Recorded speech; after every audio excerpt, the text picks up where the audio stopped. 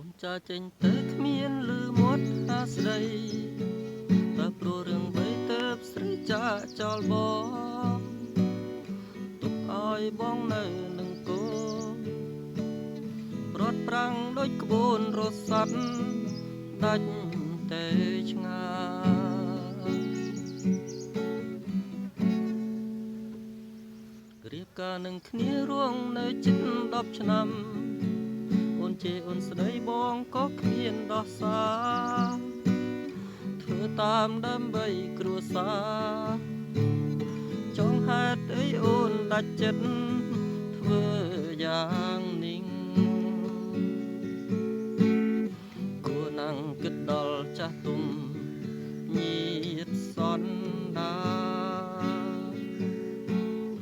អ្នកស្រុកអ្នកភូមិលិចលើរឿងអាស្រូវតើឲ្យបងទ្រាំធ្វើចិនដេចទៅរាល់ថ្ងៃតស៊ូរស់នៅដួងចិត្តបៀមក្តីឈឺផ្សាក្នុងអរ៉ាអូនចេញទៅបងរួងនៅឯកាអូនចេញទៅបងអិតនៃខ្លឹមសារគ្រប់យ៉ាងត្រូវអង្អាសាព្រមតែរូបអូនបដូរការចាចោលបងតែបើពេលនេះអូនអស់ចិនទៅហើយ